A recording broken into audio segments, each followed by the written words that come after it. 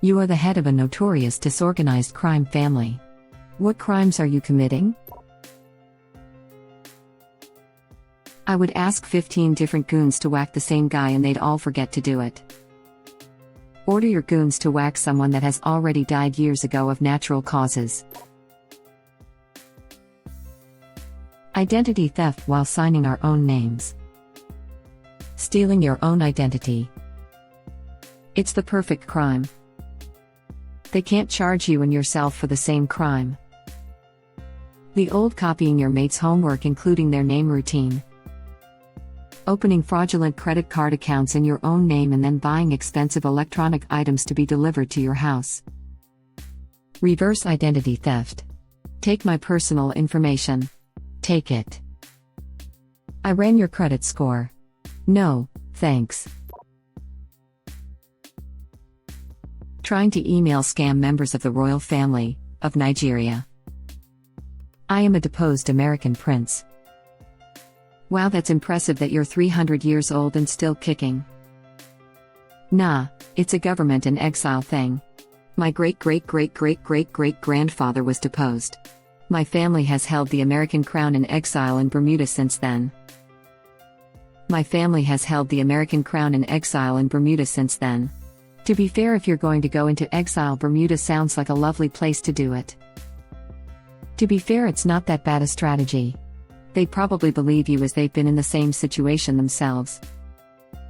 Or they'll be more willing to help at least. Believe it or not, I actually tried something similar to this to get even with another kind of scammer. I don't know how common this scam is, but somebody will call you and claim to be from Microsoft and say that there is something wrong with your operating system or have a virus or something. Then they try to give you verbal instructions about something they want you to do on your computer that presumably would give them remote access to it. I don't know exactly, I wasn't dumb enough to fall for it.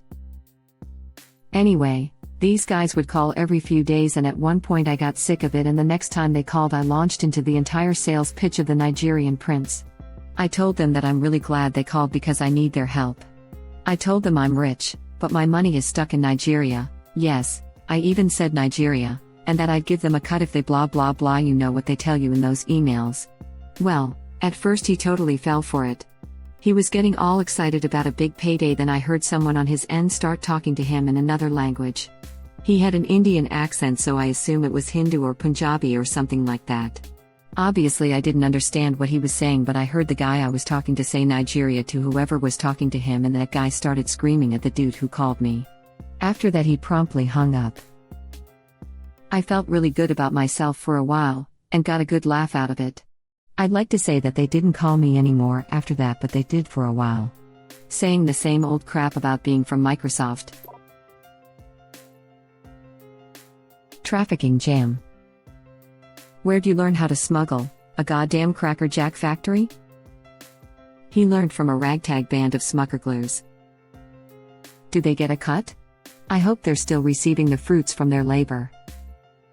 Don't worry, they'll be preserved. You joke. But, a while back, there was a few $1 million worth of maple syrup that had gone missing. I wonder if it was the same set of criminals that made steaks disappear, with some hot tubs. Thieves took 3,000 tons of maple syrup, valued at $18 million, from Canada's strategic reserve. Web link. My American friends, what's your favorite thing about Canada? Me thinking of our healthcare, how nice we are. How the weather's not all that crappy usually, and we over-exaggerate to keep out Americans because when they hear it's 25. It's beautiful out there, imagining jackets, how much literally every other country loves us. Me, our strategic maple syrup reserve.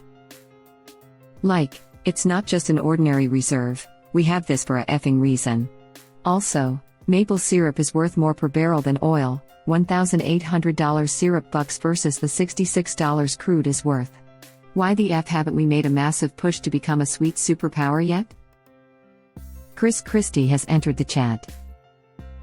We do art forgeries, but none of us has any skills beyond stick figure drawings. Even our sculpture fakes look like stick figures. Art forgeries is an anagram for farter orgies. Took me a second. We're opening up boxes of meal replacement bars and individually reselling the bars that say not labeled for individual resale. And ketchup packets, too. Step 1. Go to a fast food restaurant. Step 2. Get a lot of food and, therefore, ask for a lot of ketchup packets. Step 3. Give the food to those who need it. Step 4. Sell the ketchup packets. Step 5. Dive in a pool filled with all the money you made. I think you're passing up the excellent idea of making a pool of ketchup, but maybe that's not for everybody. Then sell one bar to 2 people. 2 people are not an individual, right? Showing up to buildings that have already burned down saying nice place you got here, be a shame if anything happened to it. Your goons are just a bunch of contractors and you fix up the houses for the owners. Mother effer, that's called a job. Week after week the bank keeps putting money into our accounts. After 30 or 40 years we retire. It's the perfect crime. Do we get to keep the cannoli? Leave the building materials, grab the cannoli. Unintentional tax fraud. Because we messed up our income declaration. In the box marked, "Do not write in this box," the accused wrote, "Okay." Penalty, death and more taxes. When taxes is just not enough punishment. When death is just not enough punishment. When little Timmy took his pen and wrote inside the square, he didn't pause to think again. He simply didn't care. He didn't care about the sign that said, "You mustn't write." He didn't think to draw the line, but laughed with dumb delight. "That clearly isn't meant for me," the boy remarked with pride. Alas, he paid the penalty. And Timmy effing died. Ah, there's Sprague for all occasions, even tax evasion. It's been a while since I ran across a Timmy Sprague, thank you for delighting, as always. Pretty sure taxes are against the Geneva Convention. Aha. To this crime family, it's the Geneva suggestion. Here in the United Kingdom I once helped a guy in the pub fill a B1 unemployment form he was making a mess of. Section 2, are you disabled? If no, go to Section 3. He ticked no but plowed on through Section 2 nonetheless. Section 2, Q1, are you or anyone in your household blind? He answered no, good boy. Q1A, if yes, who is blind? He answered Stevie Wonder, like it was a effing pub quiz. Holy F, that made my day. Unfortunately the correct answer was Ray Charles. Do you know how much I have to restrain myself anytime I see that? I have this unrelenting desire to write in this box. I declare income. You can't just say it. He didn't say it, he declared it. I think I'd rather take my chances with the mob than the IRS. Even the Joker don't mess with IRS. Assaulting batteries. You'll get charged. Unless the batteries are dead, no charge. Don't be so negative. It's a polarizing subject. Criminals like this are such a drain on society. The cops should really keep a closer eye on them. Gosh, the public should be galvanized into action against such hoodlums. Being assaulted is an electrifying experience. Yeah. When it happened to me I was shocked. Truly a stunning experience. I would rate it an AAA experience. Still might get arrested while they investigate. Should be out but the next morning though. Can you end Duracell for the night? I heard that new prosecutor, she's a stickler for these crimes. Seeing a new charge like this will be sure to energize her. Depends if you're resisting. Sentence not included. This read like a 10 seconds commercial on an intergalactic cable episode of Rick and Morty. That sounds like a good way to start a house fire. Stealing cars in mall parking lots and just moving them to a random other spot in the same lot. Stealing cars, except they're ones you've already stolen and stashed around the city. Sounds like some nutjob from any open-world RPG. That NPC that's not even hellbent, just sheer effing determined to do something of no importance.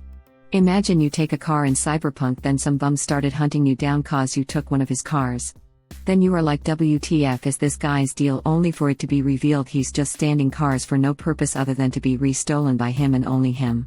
Would make a hell of a side quest is all I can imagine.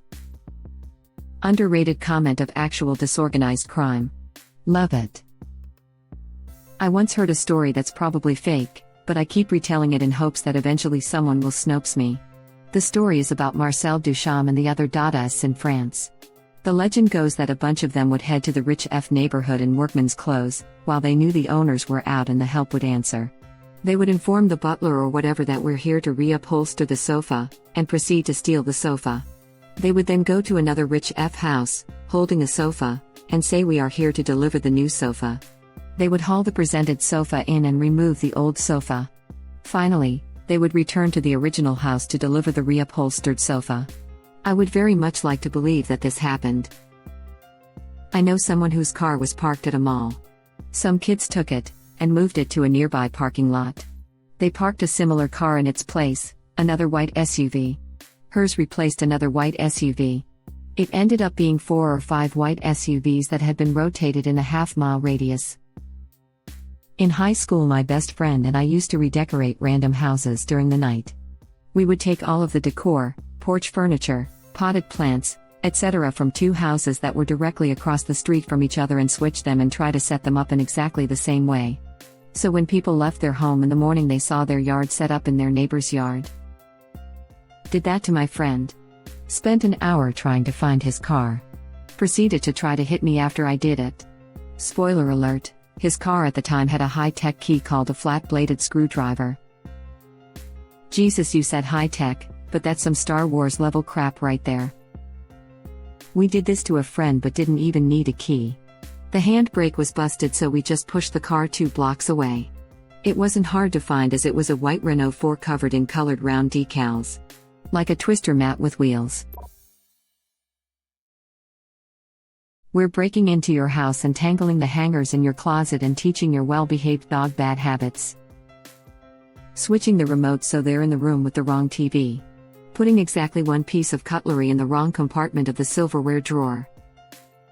My best friend's dad growing up was a paranoid schizophrenic, diagnosed, and was convinced the CIA was literally doing that to him. Lol, I mentally combined this with the other comment chain above. I enjoy the mental picture of him insisting the CIA was melting and refreezing his butter. My god, that's evil. Just wait till they realize we took the room temperature warmed butter for delicious chocolate chip cookies and put in the freezer until seconds before leaving to harden it, leading to delays in cookie baking. Only a fool would risk over melting in the microwave. We are so devilish. Calm down, Satan. Rearranging all the HDMI and aux cords on the back of your parents' TV. That won't be needed, they already can't figure it out the way it is. In your case, they will change nothing, but they'll add a post-it note on the back that says I fixed it. Call me at your cell phone number, if there are any problems. Your name. Thank you for watching. Please subscribe to be the first to know about Red Rabbit Reader's new videos. If you like our videos, please like them on YouTube and share them with your friends. We welcome your comments below. Press to start another of our videos.